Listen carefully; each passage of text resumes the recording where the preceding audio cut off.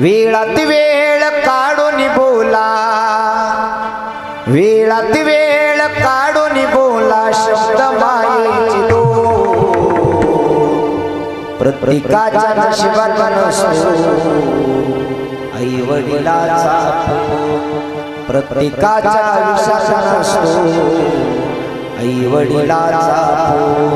वेळात वेळ काढून बोला, वेळात वेळ काढून बोला, शब्द मायेची दो प्रत्येकाच्या आयुष्यात नसतो आई वडिलाचा।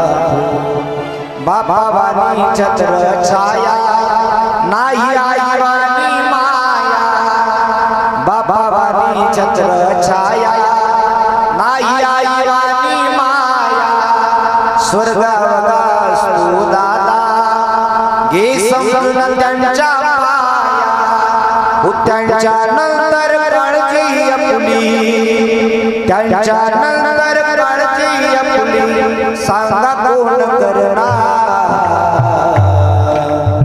प्रत्येकाच्या आयुष्यात नसतो आई वडिलाचा।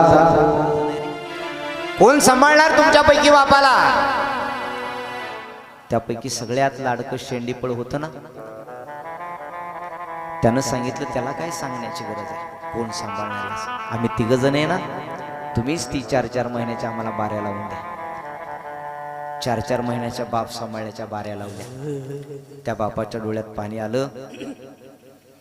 गावातले प्रतिष्ठित लोक आले होते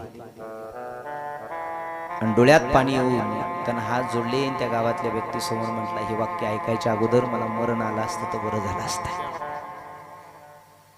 रात्रीचा दिवस केला, दिवसाची रात्र केली, हाडाचं काढत केलं, रक्ताचं पाणी केलं, पोरांच्या सुखासाठी दुसरं लग्न केलं नाही। जेवढं कष्ट करता येईल, जेवढं कमवता येईल तेवढं या लेकरा बाळासाठी कमवून ठेवलं। या पोराने जर माझ्या वाटण्या केल्या असतील तर राहायचं कशाला? त्या क्षणात त्या बापानं प्राणत्याग केला। अख्खं गाव हळहळ करत होतं, अरे सोन्यासारखा बाप होता तुमचा आणि तुम्ही त्या बापाच्या बाऱ्या लावल्या। ज्या पोरानं हे वाक्य म्हटलं होतं त्याच्याजवळ गावातली लोक आली आणि डसा रडून सांगत होते, अरे आम्ही पाहिलं तुमचं बालपण, आम्ही पाहिलं रे, हाडाचं काढं केलं होतं, रक्ताचं पाणी केलं होतं तुमच्या बापानं, रात्रीचा दिवस एक केला, एवढी सत्ता एवढी श्रीमंती कमवली, तुम्हाला क्लासहून अधिकारी परापर्यंत पोहोचवलं तुमच्या बापानं आणि तुम्ही त्यांच्या वाटण्या करून ठेवल्या। तुम्ही त्यांना वाटावं 4-4 महिन्याच्या। अरे या बापाला तुम्ही जर एक जण म्हणला असता, बाबा आम्ही जिवंत आहे तोपर्यंत तुम्हाला सांभाळ करू, बाप आनंदाने राहिला असता। एका गड्यात 3 गोष्टीची किंमत माणसाला आहे तोपर्यंत कळाली नाही। जोपर्यंत शरीर चांगलं होतं तोपर्यंत शरीराची किंमत कळाली नाही, जोपर्यंत पैसा जवळ होता तोपर्यंत पैशाची किंमत कळाली नाही, जोपर्यंत घरात मायबाप होते तोपर्यंत मायबापाची किंमत माणसाला कळाली नाही। गड्या बाप गेल्यानंतर कळतो रे काय असतं बापाचं जीवन ते। सगळ्या गोष्टी जीवनात पुन्हा पुन्हा मिळतील, एखादी वेळ साई पुन्हा मिळेल आमच्याकडे म्हणतात। माय मरावं मावशी उरावं, बापाची जागा या जगाच्या पाठीवर कोणी घेऊ शकत नाही दादा। प्रभू रामचंद्राच्या जीवनातला दृष्टांत आहे। प्रभू रामचंद्र 14 वर्षाचा वनवास करून परत आले, राज्याभिषेक झाला। राज्याभिषेक झाल्याच्या नंतर राम प्रभू राजा झाले। तिलक लावण्याकरता वैशिष्ट्य ऋषी येतात, नंतर कौशल्यमा ओवळण्याकरता येतील। कौशल्यमा ओवळत असताना प्रभू रामचंद्राच्या डोळ्यामध्ये पाणी होतं, प्रभू रामचंद्र रडत होते। रडणाऱ्या प्रभू रामचंद्राला कौशल्यमा विचारते, हे रामा, अरे राजा झालास राजा तू, अख्खी अयोध्या नगरी आनंदित आहे रे तू राजा झाला म्हणून, आणि तुझ्या डोळ्यात पाणी काय झालं रे? का रडतो रामा, का रडतो रामा म्हटल्याबरोबर प्रभू रामचंद्राला कौशल्यमा म्हणते, काही 14 वर्षाचं दुःख, वनवासातलं दुःख आठवून रडतो का रे? कधी कधी पाठीमागलचं दुःख माणसाच्या जीवनात आलं ना, आठवलं ना, तर पाठीमागलचं दुःख आठवल्याबरोबर सहज डोळ्यात पाणी येतं। 14 वर्षाचा वनवास मिळाला, दुःख खूप झालं का रे तुला, म्हणून रडतो का? कौशल्यमाला प्रभू रामचंद्र उत्तर देतात, नाही मा, 14 वर्षाच्या दुःखासाठी रडत नाही। अरे मग का रडतो? अख्खी अयोध्या आनंदित आहे। 14 वर्ष नंतर अयोध्येमध्ये दिवाळी होते, राज्याभिषेकाचा सोहळा होतोय रामा, सगळेजण आनंदित आहे, तू रडतो? काय झालं रे रडायला? रडत रडत प्रभू रामचंद्र म्हणले, मा, अयोध्या नगरी आनंदित आहे ग, पण माझा राज्याभिषेकाचा सोहळा पाहण्याकरता तुझ्या कपाळावरचं कुंकू माझा बाप राजा दशरथ जिवंत असता याच्यापेक्षा लाखो पटीनं मला आनंद मिळाला असता। मी राजा व्हावं ही माझ्या बापाची इच्छा होती ग, आणि मला राजपद मिळालंय, पण ते पाहण्याकरता माझा बाप नाही, काय करू राजा हो। आज पावला पावलाला त्यांची आठवण येते. हाडाचं काढं रक्ताचं पाणी काबाड कष्ट करतो आणि फक्त त्याची प्रांजळ इच्छा असते बघा. गल्ली ते दिल्लीपर्यंत प्रत्येकाला असं वाटतंय मी मोठा झालो पाहिजे, माझ्यापेक्षा गावातला गल्लीतला तालुक्यातला माणूस मोठा झाला नाही पाहिजे अशी प्रत्येकाची धारणा आहे. पण एक व्यक्ती हाडाचं काढं रक्ताचं पाणी काबाड कष्ट करतो आणि त्याची प्रांजळ इच्छा असते माझ्यापेक्षा माझी लेकरं मोठी झाली पाहिजे. त्याला बाप म्हणतात. बाप म्हणतात. प्रांजळ इच्छा असते अरे मी जे दुःख भोगतोय ना ते माझ्या मुलाला दुःख नाही भोगायला लावायचं. ही इच्छा फक्त जगाच्या पाठीवर बापाची असते गड्या. पण त्या बापाचं प्रेम मात्र या कलियुगातल्या मुलाला कळालंच नाही. माता माऊली ऐका, जोपर्यंत तुमच्या जीवनामध्ये बाप जिवंत आहे ना तोपर्यंत तुमच्यासाठी माहेर आहे. एकदा का माहेरातला बाप निघून गेला तुमच्यासाठी माहेरचे दरवाजे कायमचे बंद झाले. कायमचे बंद. भाऊ कितीही मोठा असू द्या, 60, 70, 80 वर्षाचा म्हातारा बाप माहेरात असू द्या, 60 वर्षाची मुलगी नांदत असू द्या, सासरी काठी टिकट टिकत बाप दिवाळीच्या सणाला लेकीच्या दारात जाईतोच. जवायला इवायला गयावया करतो, लेकीला दिवाळीच्या दिवशी घरीच घेऊन जातो. त्याला वाटतंय मी जोपर्यंत मरत नाही तोपर्यंत माझ्या लेकीची दिवाळी माझ्या घरातच व्हावी असा म्हणणारा जगाच्या पाठीवर फक्त बाप आहे. बाप मरेपर्यंत लेकीची दिवाळी साजरी करतो. अहो एखादी गोष्ट पोरानं मागितली तर बाप द्यायचा नाही, पण मुलीनं मागितली तर बापानं दिल्याशिवाय राहायला नाही. कारण त्याला वाटतं हे परक्याचं धन आहे, माझी लेक आज ना उद्या माझ्या दारातून निघून जाईल, माझ्या लेकीला खूप सुखात ठेवल अशी तळमळ अंतकरणातून फक्त बापाची असते. मुलगा कधी बापाला जेवला का नाही म्हणून विचारायचा नाही, पण मुलगी जर असेल ना तर दारातून बाहेरून दिवसभर वनवन करून फिरून बापाला की लेक विचारते बाबा जेवलात का तुम्ही, बाबा काही खाल्लं का नाही, दिवसभर काम करताय वनवन फिरताय. बापाला विचारणारे फक्त लेक असते गड्या, लेक असते. तो बाप जीवनातून निघून गेला तिच्यासाठी सगळं काही संपून जात असं म्हणतात. बाप गेल्यावरती कळेला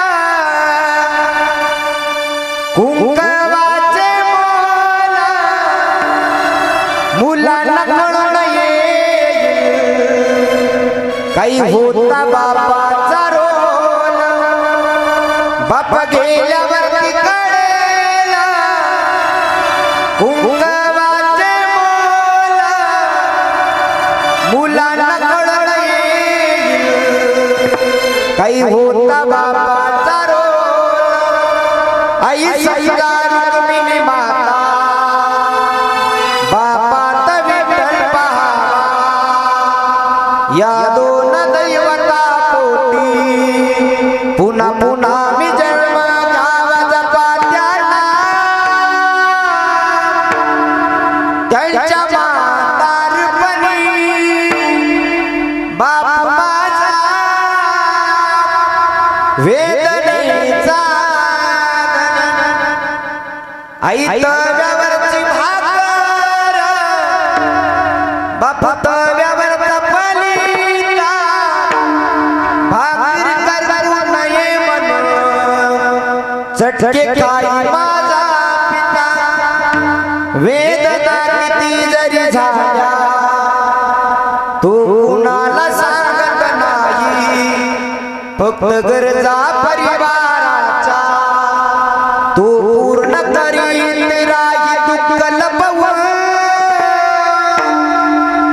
हसतो वरवरुनी बाप माझा वेदनेचा. विश्वभरात आपल्या लेकरा बाळाच्या सुखासाठी रात्रंदिवस झटणारा बाप असतो. बाप जर घरी जिवंत असेल, लेकरा बाळाला जर फोन केला, एखादा मुलगा बाहेरगावी शिक्षणाकरता नोकरी करता असेल ना तर बाप पोराला फोन करतो, बाळा कसा आहेस. पोराला फोन करतो. काही मुलं अशी आहे की मोबाईल सायलेंट करतात आणि बाजूला ठेवून देतात. मायबापाचा फोन सुद्धा उचलत नाही तो लेकरू. नशिबान असाल गडे आपण, आपल्या मोबाईलवर येणारा फोन जर मायबापाचा येत असेल तर. कारण निस्वार्थपणानं जगामध्ये फोन करणारे गुरुजी फक्त दोनच व्यक्ती आहेत. एकाला आई म्हणतात, दुसऱ्याला बाप म्हणतात. 4 शब्द आई तरी जास्त बोललो, पण बाप 2 शब्दात बोलणं ठेवून देतो. पोरा कसा आहेस, चांगला आहेस ना, किती पैसे कमवतो, कोणती नोकरी करतो, बापाला काही घेणं देणं नाही त्याच्यापेक्षा. शेवटच्या श्वासापर्यंत बापाची इच्छा असते माझं पोरगं चांगलं राहील. ऐका गड्या, नशिबान असाल आपण, आपल्याला मायबाप असाल तर वेळात वेळ काढा, मायबापाला बोलत जा. आईचा फोन आला, बापाचा फोन आला तर नशिबान समजा असं म्हणतात. वेळात वेळ काढून बोला वेळात वेळ काढून बोला शब्द मायेची दो प्रत्येकाच्या नशिबात नसतो आई वडिलाचा प्रत्येकाच्या आयुष्यात नसतो आई वडिलाचा वेळात वेळ काढून बोला वेळात वेळ काढून बोला शब्द मायेची दो प्रत्येकाच्या आयुष्यात नसतो आई वडिलाचा बाबा वाणी छत्र छाया नाही आई वाणी माया बाबा वाणी छत्र छाया नाही आई वाणी माया स्वर्गावगा असतो दादा घे समजून त्यांच्या पाया त्यांच्या नंतर काळजी आपली त्यांच्या नंतर काळजी आपली सांगा कोण करणार प्रत्येकाच्या आयुष्यात नसतो आई वडिलाचा प्रत्येकाच्या नशिबात नसतो आई वडिलाचा नशिबान असाल आपल्याला जन्म देते माता पिता असतील तर खूप अनुभवानं तळमळीनं सांगतो बघा. जसं पंडित महाराजांकडे संस्था आहे खेड्याच्या महाराजांकडे जशी मुलं आहे ना तशी माझ्याकडे परळीला मुलं आणि मुली बळवंत महाराजांना माहिती आहे. जवळपास 300 विद्यार्थी आहेत 300 पंडित महाराज यावर्षी. त्यातले बाबा कितीतरी असे आहेत 50-60 विद्यार्थी असे असतील ज्याला आई नाही ज्याला वडील नाही त्यांना 1 रुपया न घेता मी परळीला शिक्षण देतो. आधार नसेल ना उगाच कोणाला काही मिळत नाही. महाराज पंडित महाराज खूप लोक आपल्यावर जळतात कारण हे क्षेत्र खूप मोठं आहे. कमी वर्षात कमी आयुष्यामध्ये मोठं झालं की माणसाला देखवत नाही. लोकांना वाटतं याला कुठून मिळत असेल. इमानदारीनं नारदाच्या गादीवरून पंडित महाराज वाक्य सांगतो ऐका.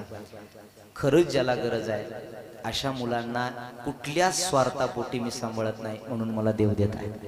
बाकी दुसरं काही इच्छा नाही बघा. आणि त्या लेकराकडे बघून तळमळीला वाटतंय ज्याला आई नसेल. आत्ता माझ्याकडे काल परवा कोल्हापूरची मुलगी आली आहे. इथं वलांडी तिचा आजोळ आहे. कलांडी वलांडी आहे ना वलांडी हां तिथं हे इथलाच आहे आजोल्याचा तुमच्या जवळ असलेला आजोला. तर त्या कलांडी वलांडीची एक मुलगी आलेली. आईनं दुसरं लग्न केलं बापानं दुसरं लग्न केलं. दोघांचे भांडणं झाले. दुसऱ्यासोबत लग्न करत असताना त्या मुलीला तो मुलगा सांभाळतो म्हणला ज्याच्यासोबत दुसरं लग्न झालं त्या आईचं त्या पोरीच्या. दुसरं सांभाळतो म्हणला तिला दिला कोल्हापूरला दिलं. पण लग्न झालं की महिन्यातच त्या पोरीला त्यानं सांभाळायचं बंद केलं. आजीकडे वाट लावून दिलं. आजीनं आजोबाचं नाव लावलं. बापाच्या जाग्यावर आजोबाचं नाव लावलं आणि 2 दिवसातच म्हातारं मरून गेलं. आजोबा वय झालं होतं आजोबा मरून गेलं. 6 महिन्यानंतर ती मावशी माझ्याकडे आली आणि ती आजी येऊन माझ्यापाशी ढसा रडली. म्हणे महाराज तुमचं कीर्तन ऐकलं मोबाईलवर आणि कीर्तन ऐकून तुमच्या संस्थेत अनाधार निराधार मुलाला आईवडील नसलेल्या मुलांना फुकट मुलीला शिकवून देता म्हणून तुमचं ऐकून आले. डोळ्यात पाणी आलं. तिनं सांगितली तिची हकीकत.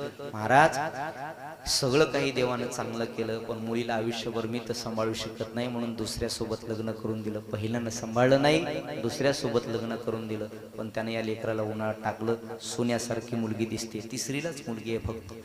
उन्हाळ्यात टाकलं. महाराज कृपा करून मी 4 दिवस राहील किंवा जाईल कधी जाईल सांगता येत नाही. उतारतं वय लागलंय थकले. महाराज 90 वर्षाचं वय असेल त्या म्हातारीचं आणि तिची एकच इच्छा होती महाराज माझ्या मुलीला सांभाळा.